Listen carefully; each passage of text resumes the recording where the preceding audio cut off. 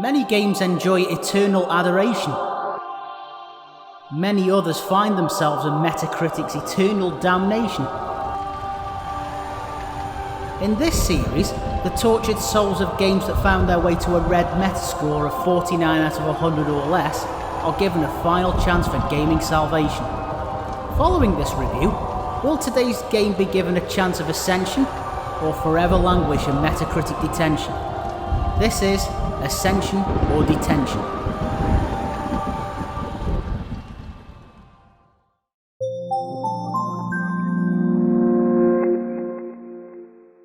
Welcome friends.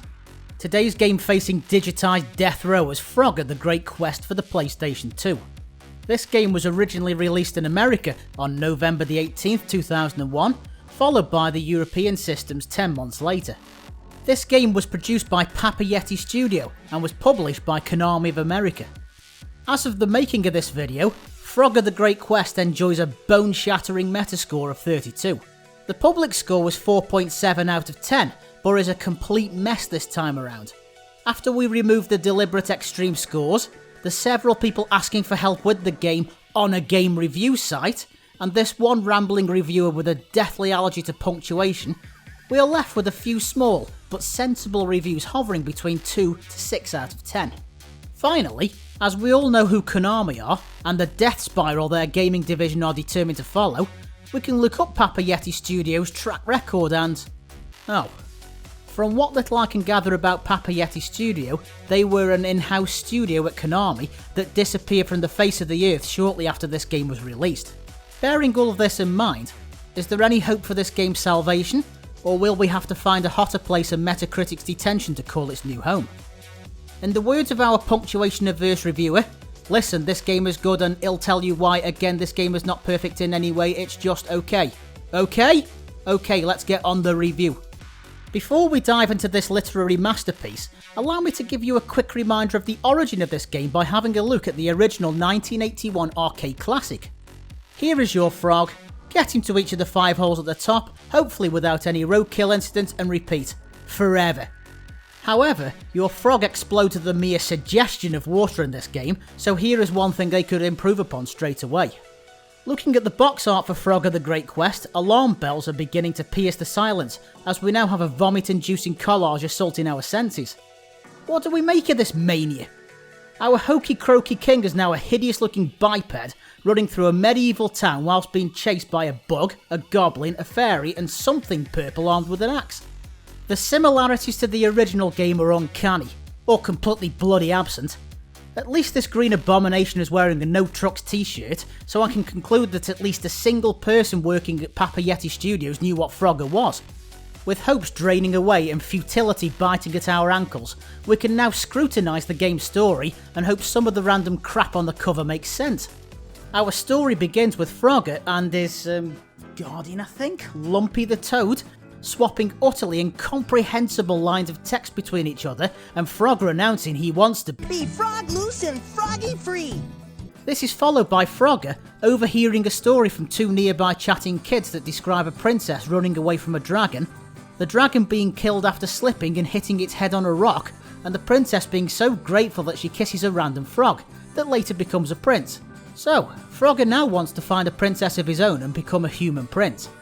After watching a very convenient shooting star, he announces, "That's it! I'll wish upon a falling star. I wish I may, I wish I must find a princess before I bust!" Which grabs the attention of the fairy frog mother, who responds with, "Yeah, no problem bro," and promptly gives Frogger the ability to see the world's magical items and creatures, a bag he can stuff full of limitless amounts of crap he finds, and immortality. Why they felt it necessary to explain how respawning works is beyond comprehension. Or is a frog that can't spawn anyway? I digress. Seeing as this story has all the flow of a backed up drain, I'll fill in the remainder of it for you now. Frogger finds the wrong princess 3 times in deliberate "Mario, your princess is in another castle" style. He finally finds the correct princess, whose castle and kingdom are currently under siege from King Liznek and his minions. Frogger meets up with the final boss named, the Magical General of Light and Industry. We'll just call him General Bellem for short. Just like King Liznek, This is the first time he appears, he has no backstory and is defeated with ease in seconds. Following this battle, Frogger is kissed by the princess, and then he transforms into a grotesque human prince. General Belen leaves the castle and vows revenge, all while the castle is still being attacked by King Luzhnek with the threat of an upcoming sequel presented before the final curtain. After playing the game, watching all the cutscenes and then having to use a wiki to identify numerous plot holes and mystery characters that come and go, I can honestly conclude that this story is the absolute peak of the mountain in quality, as long as that mountain is made from the most toxic waste known to man. The 1981 game presented a frog who had the sole intent of getting back home safely, so they saw it fit to produce a sequel that gives us this bipedal monstrosity pouncing through a medieval landscape, and to top it off, Frogger doesn't want to be a frog at all. God, it hurts. To conclude, the whole story ranks somewhere between randomly scrawled mania using a pen-shaped turd and mind-boggling, flabbergasting, rancid lunacy. The absolute cherry on the peak of Mount Convolution is that bloody no trucks t-shirt our postulant protagonist wears. Seeing as there are no trucks in the game, or for that matter, no vehicles, no roads, and the game being set several centuries in the past, he might as well wear nothing at all. While we're at it, how about he wears a t-shirt that says, no bread bins, no bus stops, no elephants, no planet Neptune, no bowler hats full of sick, and my favourite, no bloody point. After barely recovering from recalling a story that was the equivalent of a war crime that has nothing but contempt for its history, how about we focus on the other elements of the game instead? Well, the characters are an easy thing to summarise. There isn't a single character in the game that has any more substance than your average ghost, and even your protagonist is a dismal waste of space. Every single character in the game looks like it was modelled from a recently microwaved compost heap, with horrible visuals, zero likability, and teaspoon-shallow reasons to even exist. If the look of the characters doesn't finish you off, especially the horrendous visages of the fairy frogmother, these recently exercised kids, or Frogger himself, then I dare you to listen to the stuff these idiots come out with. If you go swimming, don't feed the fish. Much obliged, Bruiser. You're the beast. I mean bass. Frog joggy, pollywoggy folk. Someone has called me. I heard a crow. There you go. Hope this helps. Thanks a lot, Bees. You're great. Yeah, we know. I can't take it anymore. The overall presentation of the graphics by 2001 standards were colourful but totally underwhelming, and while the music isn't objectionable, the tinny sound effects start to grate after a short time of playing, especially when he floats around with a puffed up throat sounding more like an alien abduction is about to occur. Picking up coins or gems that present you with the same sound time and time again is like having a cheese grater gradually stripping away your soul. I'm now 3 pages into my diatribe and I have yet to mention one syllable about the gameplay. Oh boy. Well, controlling Frogger is a horrible undertaking with woolly directions that always go 2 or 3 steps past where you think they will. A run cycle that feels like Frogger has one leg longer than the other, with the longer leg seemingly switching places at random. A mostly useless spit ability that either annoys the enemies or strikes them dead.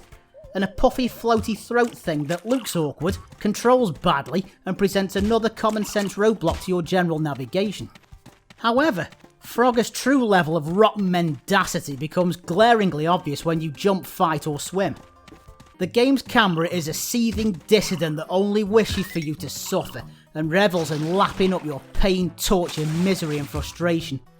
Jumping with Frogger and landing where you think you'll land are 2 utterly foreign concepts.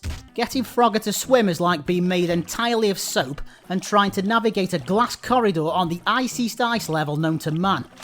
The fighting boils down to smash the square button to hit things with your frog foo, whilst falling off stuff, skidding around and having no feedback whatsoever when your hits sort of land. With the horrible noises masked as words that Frogger leaks out of his mouth, I was happier to see him beaten to death just to shut him up.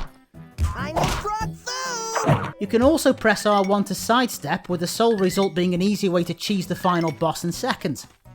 Is there anything you can do about the camera that only desires to drive you insane by pointing at anything besides what you need to see? Well, yes, sort of.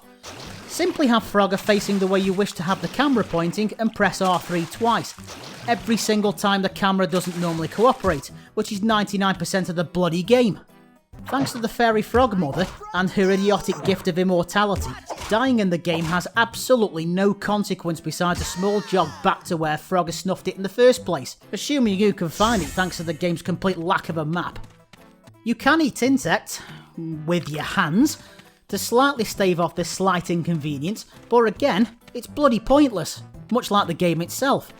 The only items that the fairy frog mother's gift show up are the enemies, runes that fill up the 3 squares on the top right of the screen that allow Frogger to command a flame or frost-based attack with all the power of a wet fart, and the ability to see the egregious amount of coins and gems littered around the place, like they were fired from a mortar cannon situated several levels away.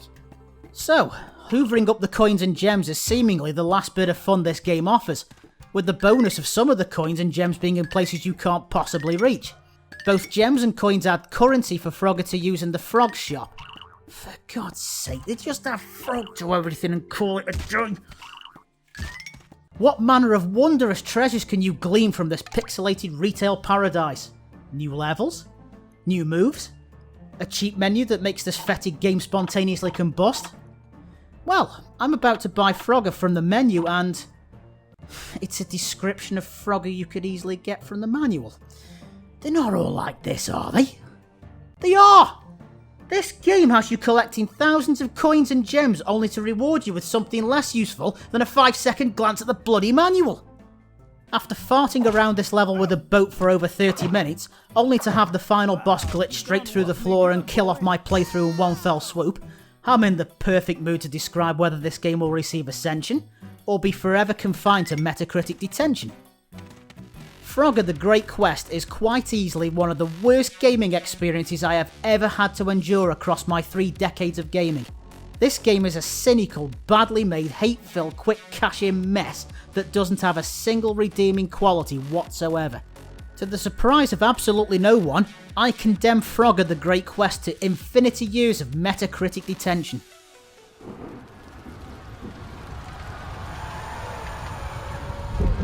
Here is my Metacritic review, and my contribution towards this game's permanent incarceration in Metacritic detention. Until next time on Ascension or Detention, goodbye friends.